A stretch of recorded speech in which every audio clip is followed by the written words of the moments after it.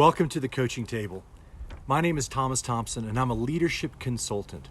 And that means what I get to do is help leaders like you have the conversations that you're not having so that you can lead yourself well. Because when you lead yourself well, now you can lead those around you well. Well, we're in the middle of a kind of a series right now I'm just calling Keys to Decisive Clarity. Our decisions define us. And while we may be just one bad decision away from ruining our lives, we know that it takes hundreds of good decisions for us to be successful. So it becomes critical for us as leaders to ask the question, how good am I at leading decisions? How can I get decisive clarity on the things that are being brought to my plate? So this is going to be number two, key number two. And what I'm just doing is sharing things that I've practiced and used with teams for years to help us get decisive clarity. Key number two for decisive clarity is this: know what you don't know.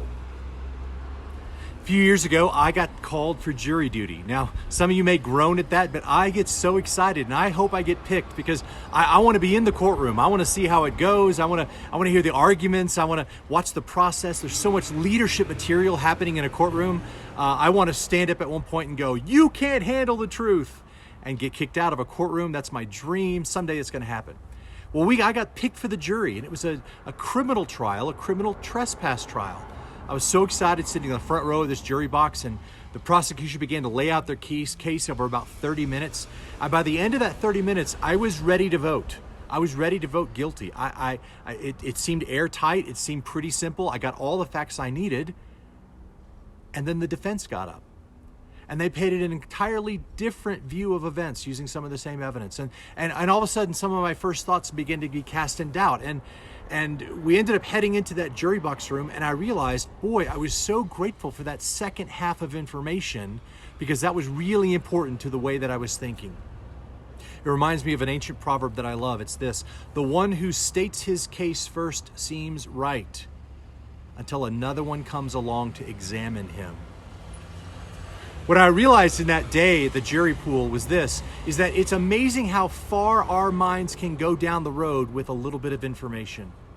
That is a big trap for some leaders. We like to say that we're fast processors and we're quick deciders, but sometimes we are making decisions based on just the information we have, and we're missing critical information. Why do we do this? Well, it's something weird about us as people.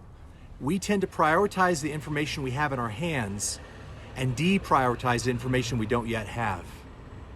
Let me give you an example of how you begin to address this issue, because sometimes you need this critical information. Now, to be clear, as leaders, we don't always get to have 100% of the information we want.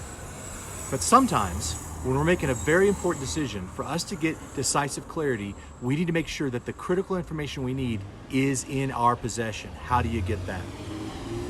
So last week I was working with a client who was trying to make a pretty big decision in his life. And what we ended up doing was this, and you could try this exercise at home. We put on this whiteboard the word certain and the word uncertain. And under the word certain, we just put down what are the things that you're clear on? What are the decisions that you've already made or the things that you know are true? And we put those and listed those. And then what are the decisions that you don't have clarity on? And some of these decisions were things that he just couldn't make a decision on yet because it was outside of his hands. Some of them were related to other people.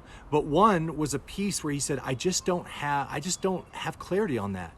As we pushed into that, we realized it's because he didn't know what he didn't know. He was lacking information here. So then the game changes and we go, we don't need to make this decision right now. We need to figure out, how do we get you to know what you need to know?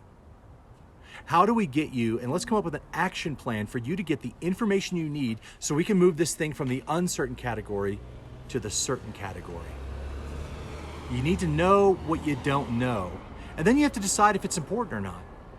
Now let me throw you a little side curve here that helps some of you that actually lead teams. Sometimes what you don't know is sitting right there in the room. It's a team member who quietly disagrees with the plan. Or it's a staff person who says, I've got information, but I just don't want to share it. Maybe they think it's irrelevant. Maybe they think it's being contrary. Maybe they're worried about how you're going to react. But if you've ever had someone leave a decision room and later talk about, well, I didn't agree with it at the time, or I thought this instead, or, well, I knew this, but I just didn't speak up. Is there anything more infuriating One of the rules I always have with teams is this: we can be as honest and open in this room as we can, but when we make a decision and we walk out, we've all made it together and we're on the same page. So the time to air your disagreement, the time to ask that question, the time to share that info is right now while we're in the room.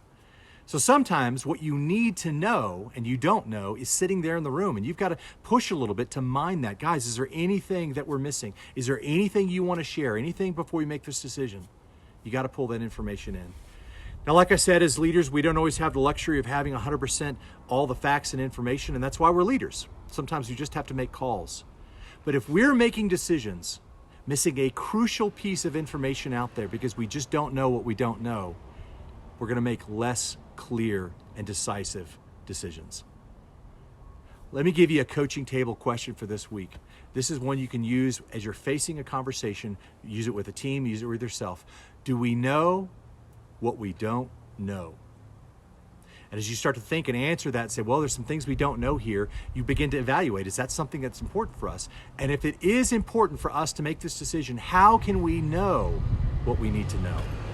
What's the action plan to get this information so that we are making this with all the facts we need to render the right verdict?